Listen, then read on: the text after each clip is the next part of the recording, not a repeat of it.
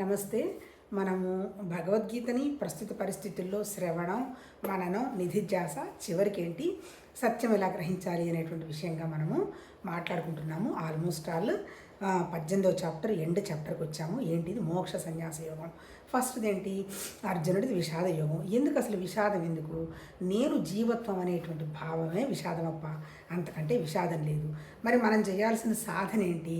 నువ్వు కర్మ చేస్తున్నా, భక్తిలో ఉన్నా, యోగం ఉన్నా, జ్ఞానం ఉన్నా, మన ద్వారా ఇదొక పరికరం, ఈ పరికరం ద్వారా భగవతత్వ పని జరుగుతుంది అనేటువంటి భావంలో నువ్వు ఉన్నావు అంటే దానికి సంబంధించినటువంటి ఎటువంటి లాభ నష్టాలు, మరకలు, ముద్రలు, ఆ తర్వాత ఇవేవి కూడా జడత్వం అంటే ఏంటి? నేనే శరీరం అనేటువంటి భావం. తర్వాత ముద్రలు ఎక్కడ పడుతున్నాయి? మనసు మీద పడుతున్నాయి. తర్వాత సంస్కారాలు అంటే ఏంటి? మన కోరికలు అంటే ఏంటి? కోరిక అవునా కాదా అనేటువంటి విచక్షణ, వివేకం మనకు వస్తే ఇది మనకు సత్యమైంది కాదు, జరగబోయే ఏంటంటారు దాన్ని, భవిష్యత్తులో మనం చేస్తున్న మాట వల్ల, చేత వల్ల సమస్యలు రాబోతున్నాయి అనేటువంటి ఒక స్ఫురణ, ఒక జ్ఞానం ఉంటుంది. నిజం చెప్పాలంటే భగవద్గీత చెప్పిందంతా ఒకే ఒక విషయం గురించి చెప్పింది. ఏంటి? జ్ఞానం గురించే చెప్పింది. ఎక్కడున్నది జ్ఞానం?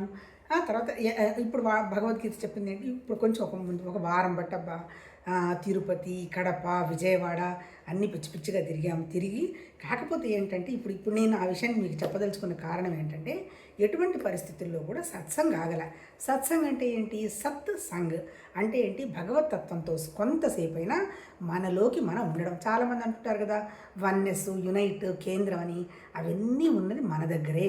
అంటే జగత్తు, జీవుడు, ఈశ్వరుడు ఉన్నది బయట ఎక్కడా లేవు. కాకపోతే మనం ఏం చేయాలి? ఈ జగత్తుని, ఈ మన జీవభావాన్ని, ఈశ్వరుడు అంటే లోపల ఉన్నటువంటి మన జ్ఞానాన్ని, అంటే ఏంటి? సత్వగుణం, తమోగుణం, ఈ 3 గుణాలను దాటి నిశ్చలంగా సాక్షితత్వంగా ఎలా ఉండాలో గ్రహించగలగడమే సత్సంగబ్బా, అంతకంటే ఏం లేదు.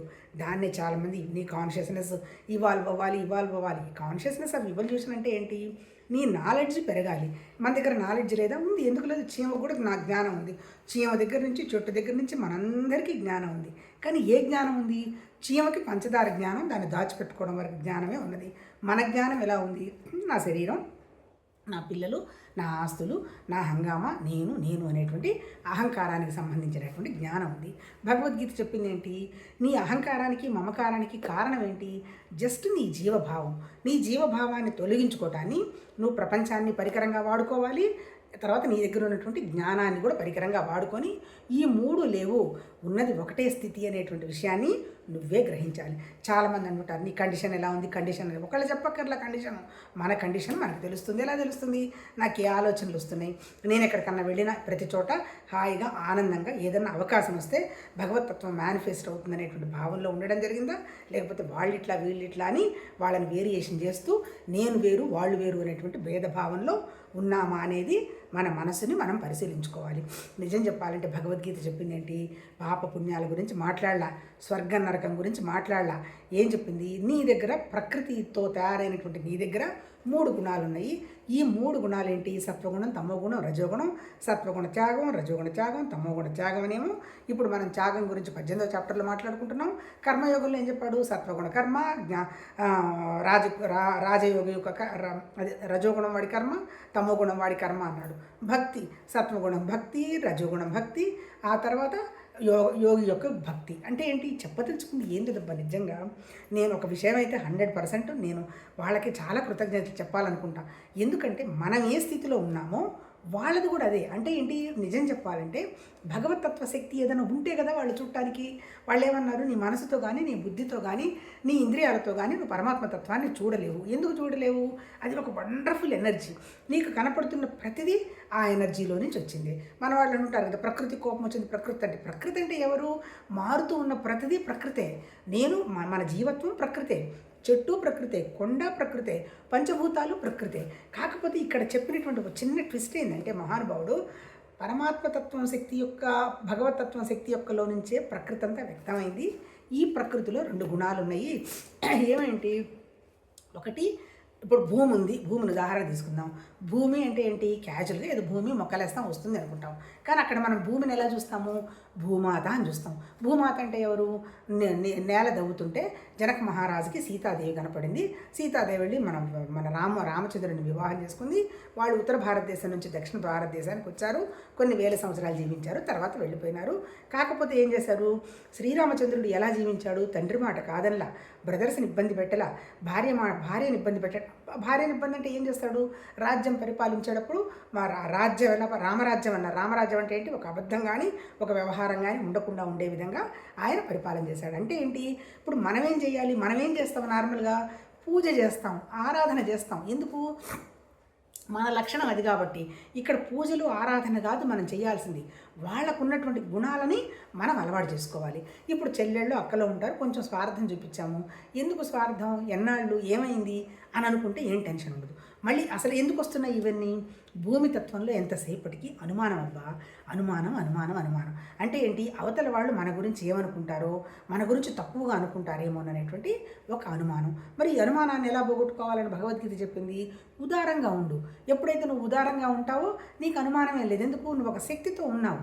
అంటే భూమితో లేవు, భూమాతతో ఉన్నావు. మరి భూమాతతో ఉన్నప్పుడు నీకు అనుమానం ఎందుకు? భూమాతతో జరిగే పనులన్నీ నీ ద్వారా జరుగుతూనే ఉంటాయి. అది మొదటిది. రెండోది ఏంటి? నీటి తత్వం, స్వాధిష్టాన చక్రం అన్నాడు. ఈ స్వాధిష్టాన లక్షణం ఏంటి? బయట చూస్తుంది కానీ తనలో తను చూసుకోదు. అందుకని ఇక్కడ నీళ్ళని ఏమన్నాడు? నీళ్ళల్లో ఉన్నటువంటి పొటెన్షియాలిటీ భగవతత్వ శక్తి. నీళ్లు ఏదో పోస్తాము మొక్కలు పెరుగుతాయి అనేది దానికి ఉన్నటువంటి భౌతిక శక్తి. అట్లాగే అగ్ని అంటే రెండో లక్షణం ఏంటి? నీళ్ళ తత్వంలో ఎంతసేపటికి పోలిక. వాళ్ళేదో గొప్పవాళ్ళు అనుకుంటున్నారేమోననే విషయాన్ని నువ్వు మనసులో పెట్టుకొని వాళ్ళు గొప్పవాళ్ళు కాదు అని 24 గంటలు చెప్పడానికి ప్రయత్నం చేస్తావు. దాన్ని జస్టిఫికేషన్ అంటారు. నిన్ను నువ్వు ప్రూవ్ చేసుకోవాలని అనుకుంటావు. దానివల్ల ఏమొస్తుంది? నువ్వు భగవతత్వానికి దూరం అయిపోతూ ఉంటావు. ఒకవేళ నేను ఒక మాట కూడా అన్నారు, ఎందుకన్నారు? కాసేపు శాంతం వహించు, ఎవరు పట్టించుకోరుగా. కాదు, నువ్వు రాంగ్, నేను కరెక్ట్ అని పాపం ప్రూవ్ చేయాలని ప్రయత్నం చేస్తాను. దానివల్ల వచ్చే నష్టం ఏంటంటేనబ్బా, ఈ ఎమోషన్స్ అన్నిటి వల్ల మన ప్రాణశక్తి సన్నగిల్లిపోతుంది. అంటే ఏంటి? ఇప్పుడు మనల్ని నడిపిస్తున్నవి రెండు. ఒకటి మన దగ్గర ఉన్నటువంటి జ్ఞానం, మన దగ్గర ఉన్నటువంటి ప్రాణం, అనుభవం కోసం ఉన్నది శరీరం.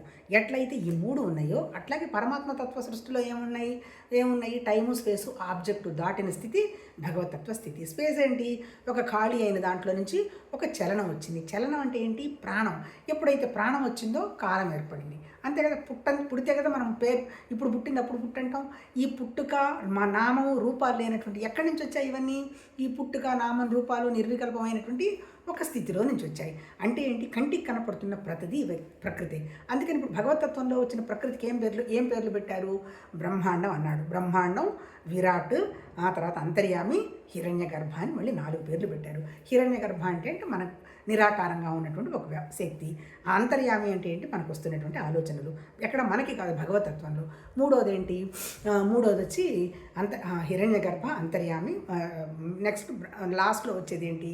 విరాట్ అన్నాడు. విరాట్ అంటే ఏంటి? సృష్టి మొత్తం వ్యక్తమైంది ఏంటి? పంచభూతాలే. బ్రహ్మాండమైన మండలం అంటే ఏంటి? పంచభూతాల తత్వమే. అయితే ఏంటి? పంచభూతాలే అనుకున్నప్పుడు అవి ఎలిమెంట్స్, ఒక పదార్థం. ఇప్పుడు అక్కడేం చెప్తున్నాడు? భూతాలు అంటల్లా ఒక శక్తి అంటున్నాడు. అంటే ఇప్పుడు నీళ్లకున్న శక్తి. ఇప్పుడు మనం ఏం చేశాము? నీళ్లకున్న శక్తిని మనం గ్రహించకుండా, నాలోనే ఉన్నటువంటి భగవతత్వాన్ని గ్రహించకుండా బయట చూసుకుంటూ పోలికలు చేసుకుంటూ ఈర్ష్య పెంచుకుంటున్నామబ్బా. ఈర్ష్య వల్ల నష్టపోయేది మనమే. ఎందుకు? దీని కారణం అంతా కూడా నా శరీరమే రైటు, నేనే శరీరం అనేటువంటి చిత్త చిరకరి భావన. అంతకంటే ఏం లేదు. అన్ని భావాలే. నిజం చెప్పాలంటే ఇప్పుడు సృష్టి జరిగింది అన్నాడు, అది భావం కాక ఎక్కడ కూర్చొని ఎవరు చేశారు? తర్వాత ఏంటి? మూడోది వచ్చి అగ్నితత్వం. అగ్నితత్వం అంటే అహం అనమాట. నేనే పుట్టాను, నేను ఇలా చేశాను, అలా చేశాను అని అహం ఉంటుంది.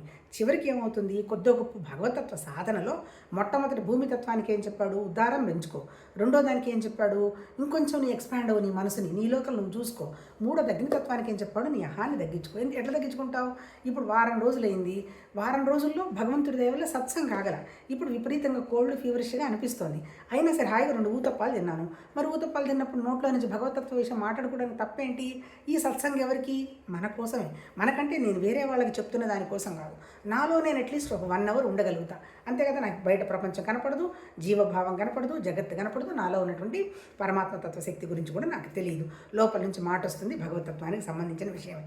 అంటే ఇక్కడ మన ఋషులు చెప్పింది ఏంటి, అన్నిటికంటే కూడా ముఖ్యమైనది ఏంటి, ఈ భూమి మీద చాలామంది ఏమనుకుంటున్నారు, వాళ్ళు సుఖపడ్డారు, వీళ్ళు కష్టపడుతున్నారు అంటారు. సుఖం కష్టం లేవు, కేవలం మనం వచ్చింది మన అనుభవాల్లో నుంచి మనం నేర్చుకోవడానికి. ఎందుకు అసలు సృష్టి ఎందుకు చేసావయ్యా, నీకేం పని పట్టలేదా, అసలు సృష్టికి కారణం ఏంది అని అడిగితే నన్ను అడగవకు. ఐ హ్యావ్ ఫ్రీడమ్, నాకు సృష్టి చేయాలనిపించింది, వ్యక్తమైంది. ఎందుకు వ్యక్తమైంది, ఏదో చూద్దాం అనుభవం ఎట్లుంటుందో, ఒక్కడే కదా ఉన్నాను, నలుగురితో పాటు ఉంటే ఎలా ఉంటుంది అనేటువంటి ఒక భావంతో నేను జీవితంలోకి వచ్చి పడ్డాను అని ఎవరు చెప్పారబ్బా, మన ఋషులే, వాళ్ళ మేధా సంపత్తే. అంటే ఇప్పుడు నా జీవితం వచ్చింది ఎందుకు, నేను సుఖానికి దుఃఖానికి కష్టానికి కాదు. సుఖం దుఃఖాలనేవి ద్వంద్వాలు, ఇది ప్రకృతి ఉంటుంది, వస్తుంది, వెళుతుంది. రేపు నాకు 60 ఏళ్ళు దాటిన తర్వాత ఇంకో 10 ఏళ్ళకి ఏమన్నా రాదా, ఎవరికి చెప్పగలడు. ఇప్పుడు నాకు జలుబు వస్తుంది, నేనేం అనుకోలే, సడన్గా వచ్చేసింది. అంటే ఏంటి, ప్రకృతి అనేది మాయ, మనకు తెలియదు. మరి ప్రకృతి మాయ సంగతి మనకు తెలియనప్పుడు మరి జరిగిపోయిన విషయాలన్నీ కూడా ఎవరివి, ఆయనకు వచ్చినటువంటి అనుభవాలు. ఇప్పుడు మనం నేర్చుకోవాల్సింది ఏంటి, మన అనుభవాల్లో మనం నేర్చుకుంటే ఏమొస్తుంది, నీ నాలెడ్జ్ ఇవాల్వ్ అవుతుందబ్బా. ఇవల్యూషన్ ఆఫ్ కాన్షియస్నెస్ అంటే ఏంటి, నీ ఎరుకని పెంచుకోవాలి. ఎరుకని పెంచుకోవడం అంటే ఏంటి, నేను నార్మల్గా శరీరం మనసు కాదు, నాకు తెలియకుండానే వచ్చింది సృష్టి, వెళ్ళిపోతుంది సృష్టి, ప్రకృతి మారిపోతుంది, దీని తన సంబంధం నాకేం సంబంధం లేదు.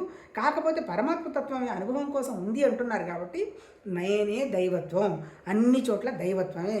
వాళ్ళు ఋషులు చెప్పి వాళ్ళ అనుభవంలోకి తెచ్చుకున్నారు కదా, మరి మనం ఎందుకు తెచ్చుకోకూడదు అనేటువంటి విషయాన్ని నమ్మడమే భగవతత్వ సాధన. మన జ్ఞానాన్ని పెంచుకోవటం ఒక్క క్షణంలో జరుగుతుందా, జరగదు. ఎందుకు జరగదు, బోలెడు జ్ఞాపకాలు పెట్టుకున్నాం కదా, ఆ జ్ఞాపకాలకు అనుగుణంగా ఆలోచనలు వస్తున్నాయి, ఆలోచనలకు అనుగుణంగా సంకల్ప వికల్పాలు వస్తున్నాయి, సంకల్ప వికల్పాలకు అనుగుణంగా మన శరీరం చేసుకుంటూ పోతుంది, దానికి సంబంధించినటువంటి ఫలాలు వస్తున్నాయి. ఇప్పుడు భగవద్గీత చెప్పింది ఏంటి, ముఖ్యంగా ఎటువంటి పరిస్థితుల్లో కూడా మనం ఒక్క నిమిషం కూడా సత్సంగ ఆపకూడదు.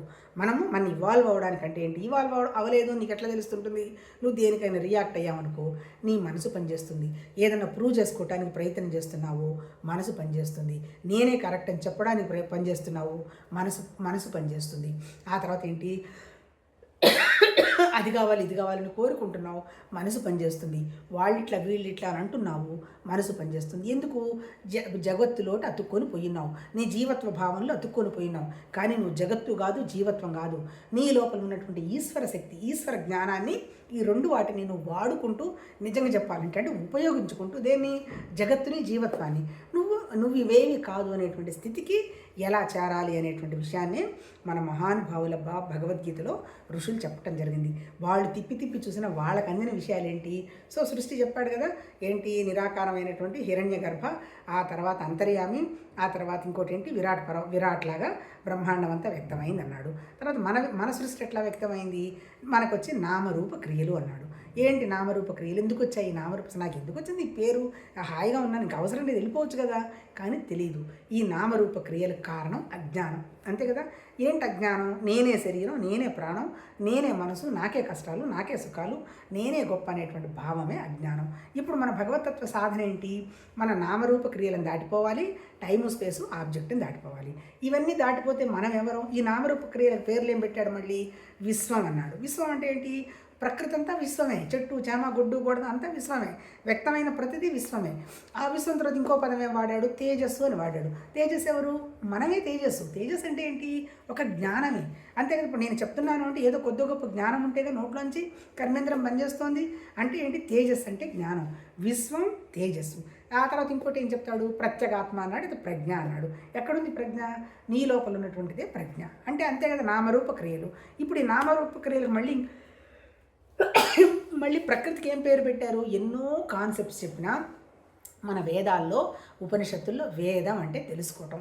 వాళ్ళు ఏం తెలుసుకున్నారు, మనకేం తెలియజెప్పారు, అమ్మ ఇదంతా ఒక ప్రకృతి, నువ్వు కూడా ప్రకృతిలో భాగమే, నీ దగ్గర 3 గుణాలు ఉన్నాయి, ఈ 3 గుణాలని దాటిన తర్వాత ఉండేది భగవతత్వమే.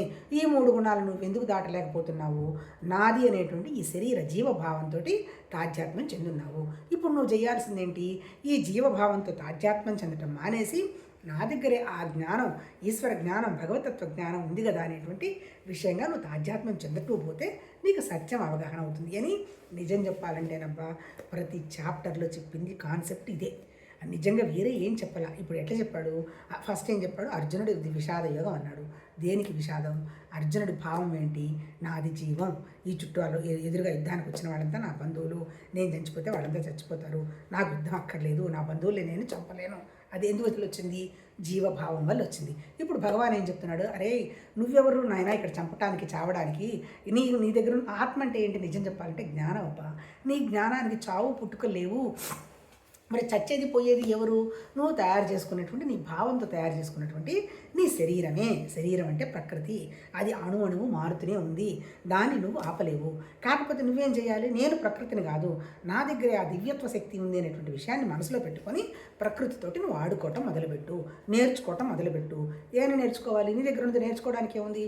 జగత్తు ఉంది, నీ జీవభావం ఉంది, లోపల నీ జ్ఞానం ఉంది. నీ జ్ఞానస్థితిలో ఉండి ఈ రెండింటిని క్యాజువల్గా విలువ ఇవ్వకుండా చూడడం అనేది అలవాటు చేసుకో. మరి నేను పని చేయాలి కదా, చెయ్యి. ఎట్లా మన ఒకేసారి జ్ఞానం ఇవ్వచ్చు కదా. మళ్ళీ ఈ కర్మభక్తి యోగం, ఈ తలకాయ నొప్పులని నాకు ఎందుకని అడుగుతాడు. ఎందుకంటే తలకాయ నొప్పులు నీకు అల్టిమేట్ ఇంకా జ్ఞానస్థితికి రావాలి అంటే నువ్వు కూర్చొని 4-5 గంటలు అదే తత్వస్థితిలో ఉండేటువంటి విధంగా నీ మనసుకు నువ్వు ట్రైనింగ్ ఇవ్వాలి. ఆ స్థితి నీకుందా? ఉంటే ఓకే, వండర్ఫుల్. ఏ విషయానికి రియాక్ట్ అవ్వకుండా ఉండే స్థితి నీకుందా? వండర్ఫుల్. మరి ఇవి ఉన్నాయంటే అర్థం ఏంటి? నీ మనసు నీ చేతిలో లేదు. ఇప్పుడు నువ్వు చేయాల్సింది ఏంటి? నీ మనసుని తీసుకొచ్చి నీ చేతిలో పెట్టుకోవాలి. మరి ఎలా పెట్టుకుంటావు? మన దగ్గర ఉన్నావు మళ్ళీ ఆ భగవతత్వంలో చెప్పింది టైము స్పేసు ఆబ్జెక్టు. భగవతత్వానికైతే మన దగ్గర ఉన్నదేంటి? జగత్తు, జీవుడు, ఈశ్వరుడు, ఈ 3 ఉన్నాయి. ఈ మూడిట్లో ఈ భావం ఎలా ఉంది? లోపల ఏముంది మన దగ్గర? మనకు వస్తున్నాయి ఆలోచనలు వస్తున్నాయి, లోపల మా దగ్గర ప్రాణం ఉంది. ఈ 2 కలిసి శరీరం ద్వారా వ్యక్తం అవుతున్నాయి. ఎందుకు వ్యక్తం అవుతున్నాయి?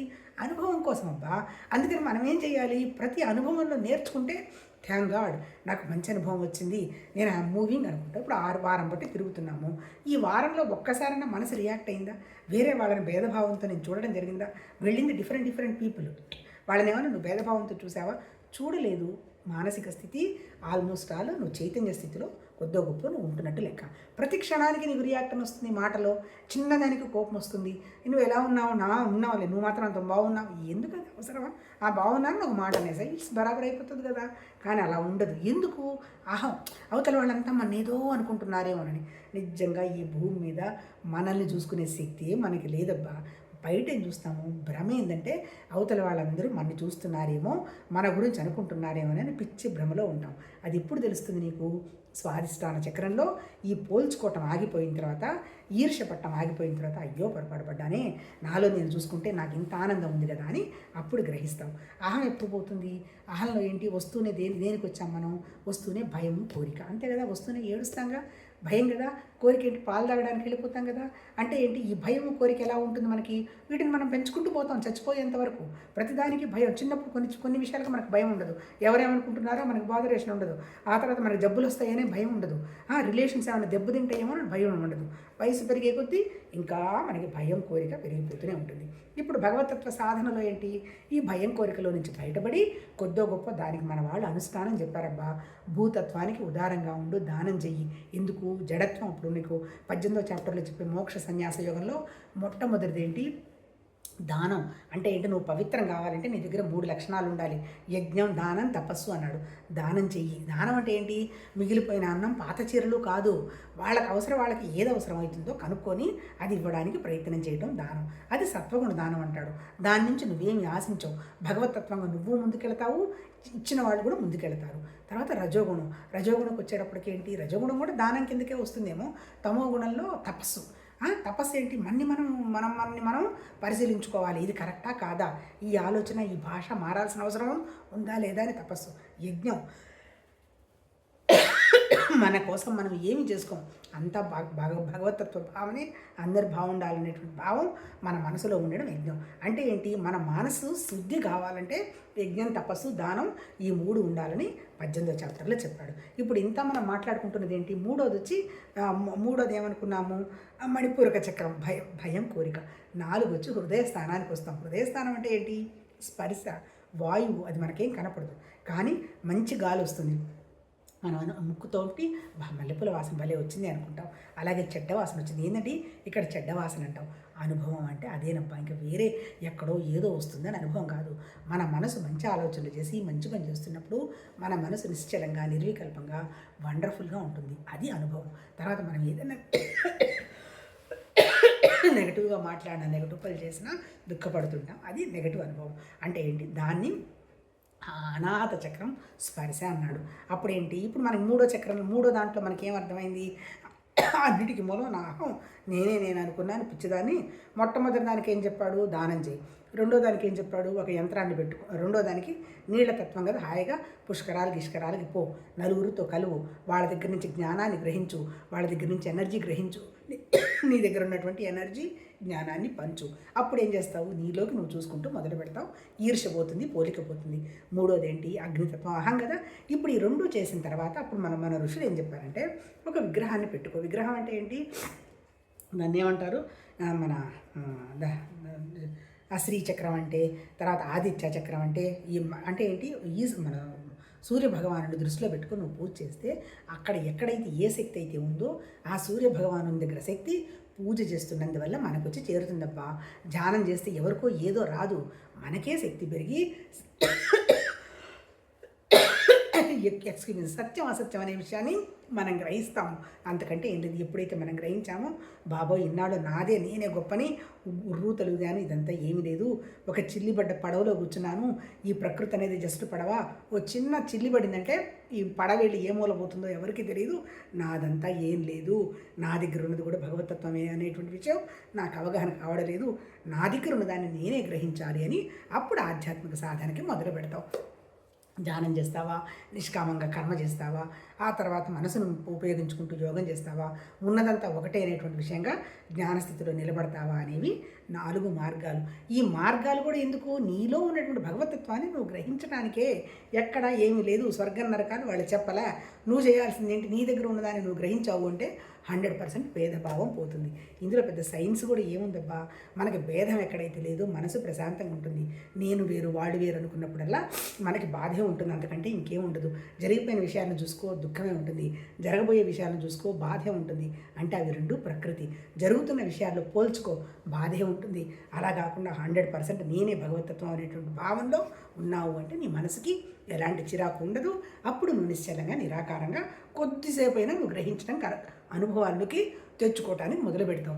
దాని తర్వాత ఉన్నది 5 విశుద్ధ చక్రం. విశుద్ధ అంటే ఏం లేదు, ఆకాశం ఖాళీ, సృష్టి అంతా ఎక్కడ వ్యక్తమైందని ఆ మహానుభావులు ఊహించారు.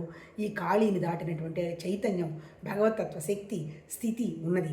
దాంట్లో నుంచి వ్యక్తమైంది ఏంటి, ఈ ఖాళీ లాంటి ప్రదేశం. ఖాళీ ఉండబట్టే గాలి ఉంది, అగ్ని ఉంది, నీళ్లు ఉన్నాయి, వాయువు ఉన్నాయి, నేల ఉంది. ఇవన్నీ ఉన్నాయి. నేల ఉంది కాబట్టి నేల మీద మనం తినడానికి ఆహారం ఉంది, మన జీవరాశి ఉంది, చెట్లు చేమలు కొడ్డలు కుట్టలు అవన్నీ ఉన్నాయి. వాళ్ళు చెప్పింది ఏంటంటే, ఈ ఖాళీ ప్రదేశాన్ని దాటినటువంటి ఒక శక్తి ఉన్నది. నిజం చెప్పాలంటే ఆ శక్తిని ఎవరు కూడా ఇలా ఉందని ఏమి చెప్పాల ఋషులు. వాళ్ళు ఏం చెప్పారు, నువ్వు గ్రహించుకో. నీ దగ్గర ఉన్నటువంటి ఆ వాక్యూమ్ అంటే ఏంటి, ఆ ఖాళీని నువ్వు అబ్జర్వ్ చెయ్యి. నువ్వు ఆకాశతత్వంగా ఖాళీ ఉండడానికి ప్రయత్నం చెయ్యి. మన ఖాళీ ఎక్కడుంది, ఆలోచనలే కదా. ఆలోచనల స్థితి కనుక వస్తే నువ్వు గ్రహిస్తావు అని ఆ మహానుభావులు చెప్పుతూ, భగవద్గీతలో నువ్వు విషాదం పోగొట్టుకోవాలంటే, జీవభావం పోవాలంటే ప్రపంచాన్ని వాడుకో, ఈశ్వరతత్వాన్ని జ్ఞానతత్వాన్ని వాడుకో, నీకు ఇచ్చిన పని పరమాత్మతత్వ భావం అనేటువంటి విషయంగా చెయ్యి. ఒకే దాని మీద మనసు నిలబెట్టు. మనసులో ఉన్నటువంటి ఇంద్రియాల మీద పైకి పోవాకు, కోరికలు పెంచుకోవాకు, బ్యాలెన్స్ స్థితిలో ఉండు. అప్పుడు అది నువ్వే అనేటువంటి విషయం అనన్య భక్తితోటి ఒకే విషయం మనసు పెట్టు, నీకు తెలుస్తుంది అని చెప్పాడు. ఇప్పుడు మనం చదువుకుంటున్నది ఏంటి, అట్లా అది మొదలుపెట్టి చివరికి నువ్వు ఎలా చేరాలి, మోక్ష సన్యాస యోగానికి చేరాలి. మోక్షం అంటే ఏంటి, దుఃఖము ఆలోచన లేనటువంటి స్థితి. నీలో నీకు వచ్చినటువంటి ఫ్రీడమే నీ స్థితి. నీ మనసుకి ఏం టెన్షన్ లేదు, నీ శరీరం గురించి అసలు నీకు బాధరేషన్ లేదు.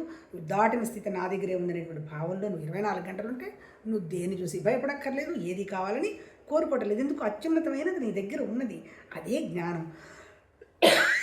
అది అయిన తర్వాత ఇప్పుడు ఏమడుగుతాడు, నువ్వు చెప్పింది బాగానే ఉందయ్యా భగవాన్, నాకు బాగానే అర్థమైంది, కాకపోతే నేను ఆ స్థితికి ఎలా ఉండాలి అంటే దానికి ఏం చెప్తాడు, నువ్వు లీడర్ లాగా వెళ్ళవాకు, నీ సొంత పెత్తనాలు చేయవాకు, టెన్షన్స్ పడిపోతావు.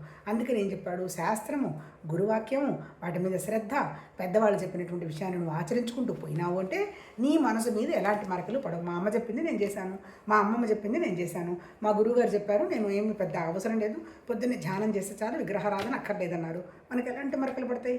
అదర్వైజ్ ఏంటి, అమ్మో పూజ చేయాలి కదా, దీపారాధన చేయాలి కదా, చేయకపోతే పాపం వస్తుంది కదా, పుణ్యం వస్తుంది కదా. వీటన్నిటిలో నుంచి బయటపడాలి అంటే నీ గురువు చెప్పిన దాని మీద నువ్వు నమ్మకం పెట్టుకోవాలి. నువ్వు ఏ ప్రాక్టీస్ చేస్తే అది, ఏ ప్రాక్టీస్ చేసినా నువ్వు గుర్తుపెట్టుకోవాల్సింది ఏంటి అంటే, నా మనసు ప్రపంచం చుట్టే తిరుగుతుందా, ప్రపంచానికి విలువ ఇవ్వకుండా, నా భావానికి విలువ ఇవ్వకుండా నా జ్ఞానస్థితిలో ఉంటూ అంతా ఒకటేననేటువంటి విషయాన్ని గ్రహిస్తుందా. వన్నెస్ అంటారు, యునైట్ అంటారు. ఎక్కడో పోయి ఎక్కడో యునైట్ అవ్వడానికి అక్కడ ఏమీ లేదు. నీలో ఉన్నటువంటి నీ జ్ఞానంతో నీ జ్ఞానాన్ని యునైట్ చేయటమే. ఏంటి నీ జ్ఞానం? ఇప్పటిదాకా శరీరం సత్యం అనేది జ్ఞానం. శరీరం లేదు పో అన్నప్పుడు నీ దగ్గర ఉండేదేంటి? నిరాకారమైనటువంటి జ్ఞానం. ఇప్పుడు నీ లోపల ఉన్నదేంటి? నిరాకారమైనటువంటి జ్ఞానం. నిజం చెప్పాలంటే నాకు ఎంత ఆశ్చర్యం ఉంటుందో. ఈ జ్ఞానాన్ని ఒకళ్ళు చంపలేరు. ఎందుకు చంపుతారు? ఈ జ్ఞానం ఒకళ్ళని చంపదు. అందుకని దీన్ని బేస్ చేసుకొని మన పీనల్ కోడ్లో కూడా ఆర్పిడి అంటారు, రైట్ ఆఫ్ ప్రైవేట్ డిఫెన్స్ అంటారు. అంటే ఏంటి? నాకు ఏ ఇంటెన్షన్ లేకుండా నేను ఎవరిని ఏమైనా చంపినా, వాళ్ళు చచ్చిపోయినా నాకు ఏ ఇబ్బంది లేదు. బుద్ధింకలు చచ్చిపోతున్నాయి, పురుగులు చచ్చిపోతున్నాయి మన కాళ్ళ కింద పడి. మనకేం పాపం ఉంటుంది? మనకేమైనా మోటివ్ ఉందా వాటిని చంపాలని?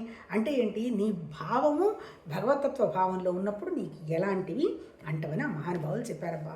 ఇప్పుడు చెప్పింది ఏంటి? త్యాగం అలవాటు చేసుకో. ఇప్పుడు ఇందాక ఏం చెప్పాము? విశుద్ధంలో ఖాళీకి వచ్చేసాం కదా, ఆజ్ఞకు వస్తాం. ఆజ్ఞ అంటే ఏంటి? భూతకాలం లేదు, భవిష్యత్ కాలం లేదు, ఎవరికి తెలియదు. భూతకాలాన్ని నేను మార్చి నిన్ను అక్కడ కూర్చోబెడతాను అని ఏ ఋషి మనకి చెప్పాలా? భవిష్యత్తులో ఇలా జరగబోతుందని ఏ ఋషి చెప్పాల. ఎవరు ఊహకు అనుగుణంగా వాళ్ళు వాళ్ళ మనసు ప్రకారం వాళ్ళు ప్రణాళికలు వేశారు, ఆలోచనలు చేశారు, అంతే. లాస్ట్లో ఉన్నది సహస్రారం అన్నాడు. సహస్రారం అంటే ఏంటి? నీకు బోరెడు ఆలోచనలు వస్తుంటాయి. ఎప్పుడైతే నీకు బుద్ధి విశాలమయ్యి నీ హృదయము బుద్ధి పవిత్రమైందో, ఎన్ని ఆలోచనలు వచ్చినా, ఏ ఆలోచన పనితో పనిచేయి, ఎన్ని ఆలోచన వచ్చినా మనం చేసేది ఒక ఆలోచనతోనే కదా. అదే ఆలోచన నీకు సడన్గా స్ట్రైక్ అయ్యి ఆ ఆలోచనతో పనిచేస్తావు. అప్పుడు నీకేమవుతుంది? మనసుకి ఘర్షణ ఉండదు. అది చేద్దామా, ఇది చేద్దామా, ఇది మంచిదా, అది మంచిదా అని నువ్వు ఘర్షణలు పడుతున్నంతసేపు, సంకల్ప వికాలు మనసుకున్నంతసేపు ఘర్షణే. ఇక్కడ ఏంటి? జీవభావంలో కర్మ, అట్లాగే ప్రపంచ భావంలో ధర్మం అధర్మం, అట్లాగే జ్ఞాన భావంలో మోక్షం. అంటే ఏంటి? ఇవన్నీ కూడా దాటిపోమంటాడు. అసలు జీవభావమే లేనప్పుడు ధర్మం ఏమైంది, కర్మ ఏంది, జ్ఞానం ఏంది, మోక్షం ఏంది? ఇవన్నీ లేనటువంటి నీ స్థితి. అది నువ్వు అనుభవానికి తెచ్చుకున్నప్పుడు మాత్రమే నువ్వు అలా ఉండు. అనుభవానికి తెచ్చుకున్నంత వరకు నీ ద్వారా కర్మ జరగాల్సిందే, నీ ద్వారా యజ్ఞం జరగాల్సిందే, నీ ద్వారా దానం జరగాల్సిందే. కానీ దానికి సంబంధించినటువంటి ఫలాన్ని నువ్వేవి ఆశించవు. భగవతత్వం ఉండి ఈ పనులన్నీ చేస్తుంది అనేటువంటి భావంతో ఉంటావు అని చెబుతూ, నిన్న మనం ఎంతవరకు చదువుకున్నాను? నిన్న యాక్చువల్గా మన 4 రోజులు నా దగ్గర బుక్ లేదబ్బా, కానీ ఏదో మనసుకు గుర్తున్నంతవరకు ఏదో మనం భగవంతుడి దయ వల్ల వ్యక్తం చేసుకోవటం జరిగింది. ఇప్పుడు ఏం చెప్తున్నాడు ఇక్కడ? నిన్న మనం ఏం మాట్లాడుకున్నాము? ఇప్పుడు నిజం చెప్పాలంటేనబ్బా, భగవద్గీత మొత్తం చెప్పింది ఏంటి? జ్ఞానము, కర్మ, అనుభవం. అంతే. జ్ఞానం అంటే ఏంటి? మన ఆలోచన. ఇప్పుడు నాకు ఒక మామిడి పండు తినాలని, మామిడి పండు నాకు గుర్తుకొచ్చింది అనుకోబ్బా. అంటే ఏంటి? ఎందుకు గుర్తుకొచ్చింది నాకు? మామిడి పండుగ సంబంధించినటువంటి జ్ఞానం నా దగ్గర ఉంది. అంటే ఏంటి? మనం ఏ పని చేయాలన్నా ఆ జ్ఞానం ఉన్నప్పుడే. ఇప్పుడు నాకు తిరుపతి వెళ్ళాలని ఎందుకు అవసరం వచ్చింది? ఏదో పిల్లలు వెళ్తున్నారు, ఏదో వాళ్ళతో వెళ్ళామని అనుకున్నాం, అది వేరే విషయం. కానీ తిరుపతి కాకుండా రాదాం, ఇంకెక్కడో ఉంది పోదామంటే వెళ్తామా? అంటే తిరుపతి గురించి నాకు జ్ఞానం ఉంది. ఈ జ్ఞానం ఉండాలి దేనికైనా. ఈ జ్ఞానాన్ని ఆచరించేది ఎవరు? జ్ఞాత. అంతే కదా. నేను తిరుపతి వెళ్ళాను, తిరుపతి వెళ్దాం అనేది నా జ్ఞానం. తిరుపతి పోయింది ఎవరు? నేను. జ్ఞాత వెళ్ళాడు. ఎందుకు వెళ్ళాడు? జ్ఞేయం కోసం వెళ్ళాడు. ఏంటి? ఒక విషయం కోసం వెళ్ళాడు. పిల్లలు ఏదో కళ్యాణోత్సవాలు చేసుకుంటున్నారు, ఏదో వాళ్ళ ద్వారా మనం వెళ్ళాం. అంటే ఇక్కడ విషయం ఏంటి? లేదు నాకు ముక్కు చెల్లించుకొని వెళ్ళాను, మొన్న నాకు ఏదో ఉపయోగం వచ్చి పడింది, నేను ముక్కాను వెంకటేశ్వర స్వామికి, నేను వెళ్ళాము. అప్పుడు నీ స్థితి ఏంటి? నీ జీవభావ స్థితి. ఇప్పుడు ఎంతసేపు చెప్పినా భగవద్గీత చెప్పింది ఏంటి? నువ్వు చేసే కర్మ కానీ, నీకున్న జ్ఞానం కానీ, నీ ఎదురుగా నువ్వు చేద్దాం అనుకున్నటువంటి పని కానీ, ఇవన్నీ కూడా భగవతత్వ భావం అనేటువంటి పనులు చెయ్యాలి అంటే మళ్ళీ నీ దగ్గర 3 గుణాలు ఉన్నాయి. ఏంటవి? సత్వగుణం, తమోగుణం, రజోగుణం. ప్రకృతి అంతా ఈ 3 గుణాలేను. ఇక్కడ ఏం చెప్పాడు? ఇప్పుడు మోక్ష సన్యాస యోగం అన్నాడు కదా. అంటే ఇప్పుడు త్యాగం గురించి చెప్తున్నాడు. ఈయనేం అడుగుతాడు? మిగిలిన సన్యాసం గురించి తర్వాత చెప్తూలేవయా, ముందు త్యాగం గురించి చెప్తాను విను అని. త్యాగం ఏంటి మళ్ళీ? అసలు కర్మని నేను అన్ని కర్మని కంప్లీట్ వదిలిపారేస్తే సన్యాసం కదా అంటాడు. అలా వదలలేవయ్యా, తింటావు ఉంటావు సమాజంలో, అది వదలడం వదలు కాదు, నువ్వు నిష్కామ కర్మగా చెయ్యి, ఏం ఫలం ఆశించవాకు, అది సత్వగుణ దానం అంటాడు. మళ్ళీ రెండోది వచ్చేటప్పటికేంటి, మరి రజోగుణ దానం అంటే ఏంటి? రజోగుణ దానం నాకు ఈ పేరు వచ్చిందా, నాకు ఈ ప్రతిష్ఠ వచ్చిందా, దీనివల్ల నాకు ఎంత లాభం వచ్చింది, నేను చేశాను కాబట్టి అందరూ చాలా గొప్పగా ఉన్నారు, అందరూ కాన్ఫిడెన్స్ లెవెల్ పెంచుకున్నారు, మేమంతా సహాయపడుతున్నాము. భగవతత్వ పనులు రజోగుణ దానం. నువ్వెవరు సహాయపడటానికి? మనగుడు కానీ మన ప్రాణమే మనకు తెలిచావదు, ఎప్పుడు గుడ్డు కొడతామో మనకే తెలియదు. మనం ఎందుకు ఒకళ్ళని ఉద్ధరించేది? మనకి భగవతత్వం ఇచ్చినటువంటి అవకాశం, ఈ పరికరం ఉపయోగపడటానికి అనే భావం ఉన్నావంటే రజోగుణం కొంచెం తగ్గుతూ ఉంటుంది. ఇక తమోగుణం, ఎందుకు మాట్లాడుతున్నావో తెలీదు, ఏం చేస్తున్నావో తెలీదు, ఎందుకు నీకు అహం వస్తుందో తెలీదు, ఎందుకు నీకు కోపం వస్తుందో తెలీదు, ఎందుకు నిన్ను నువ్వు నిరూపించుకోవాలనుకుంటున్నావో తెలీదు, ఎందుకు అవతల వాళ్ళని కాదని ప్రయత్నం చేయాలని చూస్తున్నావో తెలీదు, నీకేమీ తెలియదు. అది తమోగుణ దానం. అంటే ఏంటి? ఇప్పుడు నువ్వు చేసే దానం కూడా ఎలా ఉంటుంది? రజోగుణంలో నా పేరు ప్రతిష్ట కావాలని దానం చేస్తావు. సత్వగుణంలో ఏంది? ఇంకేదైనా శాంతిగా ఉంటాను, నేను చాలా మంచి మంచి పనులు చేస్తున్నానని అక్కడ ఉంటావు. మళ్ళీ తమోగుణంలో ఏంది? నీ శరీరానికి సంబంధించినవన్నీ నువ్వు సుఖపడుతూ అవతల కూడా పోనీ తాగని అని వాడికి బార్లో తాగొస్తాడు కదా, వాడికి కనపడకుండా ఎంత జేబులో ఉంటే అంత తీసిచ్చేస్తాడు. వాడు ఏం చేస్తాడు? వాడు పోతాడు, ఇంకో 10 మందిని వేసుకొని తాగుతాడు. అంటే దానివల్ల నీకేమైంది? నీకు లాభం జరగకపోగా, వాడికి లాభం జరగకపోగా కుటుంబానికి నష్టం జరిగింది. అంటే అది తమోగుణ దానం. అంటే ఇప్పుడు మళ్ళీ భగవద్గీత అంతా చెప్పింది ఏంటి? కర్మలో సత్వగుణ కర్మ, తమోగుణ కర్మ, రజోగుణ కర్మ. తర్వాత భక్తిలో సత్వగుణ భక్తి, రజోగుణ భక్తి, తమోగుణ భక్తి. యోగంలో తమోగుణ యోగం, సత్వగుణ యోగం, రజోగుణ యోగం. ఇప్పుడు మళ్ళీ లాస్ట్లో ఏంటి? జ్ఞానంలో కూడా సత్వగుణ త్యాగం, రజోగుణ త్యాగం, తమోగుణ త్యాగం చెప్పింది. ఇప్పుడు ఇంత చెప్పింది ఏంటి? మనల్ని మనం మార్చుకోవటం. మన జ్ఞానాన్ని ఇందాక చెప్పాను కదా, ఇప్పుడు జ్ఞాత జ్ఞేయం వీటిట్లో మూడిట్లో ఉన్నది ఎవరు? ఇంతమంది ఎక్కడున్నారు? ఒకటే కదా. నేను నా లోపల ఉన్నది జ్ఞానం, నేను మాట్లాడుతున్నది జ్ఞాత.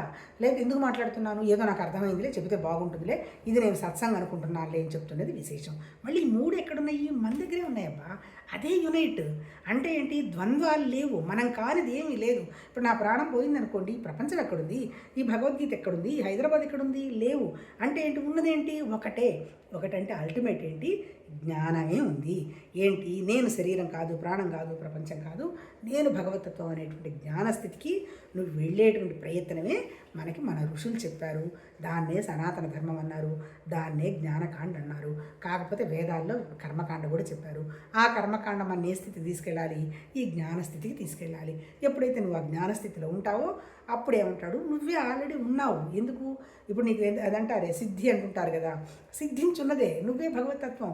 ప్రకృతిలో వచ్చిన భగవతత్వంలో నుంచి వచ్చిన ప్రకృతిలో ప్రతి పదార్థం భగవతత్వమే అనేటువంటి విషయం తెలిసిన తర్వాత నేను తప్ప ఇంకొకటి లేదు అనేటువంటి అవగాహనకు వస్తావు. దాన్నే ఏం చెప్పాడు?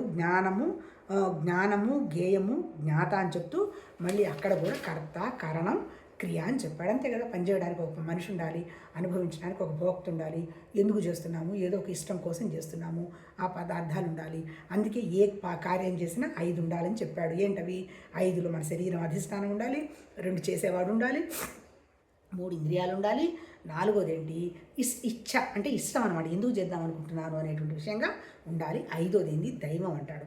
దైవం అంటే ఏంటి? మంచి కర్మైనా చెడ్డ కర్మైనా ఈ 5 విధాలుగా జరగాల్సిందే. కాకపోతే ఏంటి? ఈ 5 విధాలుగా జరుగుతున్నటువంటి కర్మ భగవతత్వ కర్మ, భగవతత్వ జ్ఞానం అని కనుక నీ మనసులో ఉంటే ఇవన్నీ జరుగుతూనే ఉంటాయి. పిసరంతు కూడా నిన్నేమి బాధించవు. నువ్వు ఏ కాలంలో ఉన్నా, ఏ ఊర్లో ఉన్నా హ్యాపీగా ఉంటావు. అంతే కదా. టైము స్పేస్ ఆబ్జెక్ట్ దాటిన భగవతత్వంలో కడపలో ఉంటేమి, విజయవాడలో ఉంటేమి, తిరుపతిలో ఉంటేమి మనకేం ఫరక పడదు, మనకేం తేడా లేదు. దాన్ని ఖాళీ అన్నారు, ప్రదేశం అన్నారు. అంటే ఏంటి? అక్కడ మనం 4 ఏళ్ళు, 5 రోజులు, వారం రోజులు ఉండొచ్చాం. ఎన్ని రోజులు ఉంటే మనకేంటి? అక్కడ మనకేం ఫరక. ఎవరెవరు టైంకి తిండి పెడతారు, మనం చదువుకునేదో వినోదో మాట్లాడుకుంటాం. ఆబ్జెక్టు ఏం ఆబ్జెక్టు? అప్పుడు నా దగ్గరే భగవతత్వం ఉంది అనేటువంటి విషయంగా నువ్వు ఉన్నప్పుడు ఏ ఊర్లో ఉన్నా ఒకటి. అంటే నువ్వు సత్సంగాన్ని వదలవు. అంటే అల్టిమేట్ ఏంటి? ఈ 3 నీ దగ్గరే ఉన్నాయి. అదే భగవతత్వం. ఆ చివరికి ఏంటి? నామరూప క్రియలు. నామం అంటే నా దగ్గర ఆలోచన ఉన్నది, ఆ ఆలోచనకు అనుగుణ రూపం ఉంది, రూపం అంటే ఆబ్జెక్టులు వస్తున్నాయి, క్రియ పని జరిగిపోతుంది. ఇక్కడ కూడా నా దగ్గర ఉన్న నామరూప క్రియలున్న లోపల ఉన్నటువంటి నా ఆ జ్ఞానం ప్రత్యేగాత్మ అనేటువంటి ప్రజ్ఞ నాలో ఉన్నది. ప్రజ్ఞలైంది నేనేం చేసి లేదు అంటే నా ప్రజ్ఞను నేను అభివృద్ధి చెందించుకుంటూ పోవాలి. ఆ ప్రజ్ఞను అభివృద్ధి చెందించుకోవటం అనే ఈవల్యూషన్ ఆఫ్ కాన్షియస్నెస్ అన్నారు. ఏంటి ప్రజ్ఞ? నేనే భగవతత్వం, నా ఎదురుగా ఉన్నది భగవతత్వమే, అది తప్ప ఇంకొకటి ఏమీ లేదు. ఆ దివ్య చైతన్యం అవుట్ సైడ్ లేదు, ఆ డివినిటీ అవుట్ సైడ్ లేదు. మన దగ్గర ఉన్నటువంటి అనేటువంటి ప్రజ్ఞని మనం పెంచుకుంటూ పోయినాము అంటే భౌతికమైనటువంటి విషయాలు మనకు ఒక ఆట. It's nothing but play. ఏ ఊర్లో ఉన్నా నీకు ఒకటే, ఏ కాలంలో ఉన్నా ఒకటే, ఏ మనిషితో ఉన్నా ఒకటే, నీకేమీ ఫరక పడదు. ఎందుకు? అంత దైవత్వం అనేటువంటి చూడడం నువ్వు అలవాటు చేసుకుంటున్నావు కదా. ఇది ఆధ్యాత్మిక సాధన. అంతే తప్ప వాళ్ళెక్కడో నీకు బ్రహ్మాండ మండలంలో నీకు దండలేసి ఋషులు కూర్చోబెడతారు అవన్నీ చెప్పలా. అవన్నీ మనసు చేస్తున్నటువంటి గిమిక్స్ అంటారు కదా, అంతే. అంతే తప్ప ఎక్కడో అంతరిక్షం ఉంది, నేను అడి తిరిగాను ఇటు తిరిగాను. అంతరిక్షంలో ఏముంది? కొన్ని వేల మైళ్ళు నువ్వు ప్రయాణం చేసిపోతే ఏముంది? ఒక ఖాళీ ఉంది. ఆ ఖాళీని బేస్ చేసుకొని, ఆ రోజుల్లో విమానాలు కూడా లేవు మహానుభావులు, ఆ ఖాళీని బేస్ చేసుకొని ఆ ఖాళీ తత్వంలో అంటే ఆకాశతత్వంలో ఆ ఋషులు ఉండి, ఓహో ఇదే కదా, అది కనపడింది ఏదో ఏడిచింది మనకు అనవసరం, ఈ కనపడుతున్నటువంటి జ్ఞానం శరీరం ప్రాణం మన దగ్గర ఉన్నది, వీటిని నువ్వు బ్యాలెన్స్ చేయాలి అంటే నీ మనసును జ్ఞానస్థితిలో ఉంచావు అంటే నీ ప్రాణశక్తి వండర్ఫుల్గా ఉంటుంది.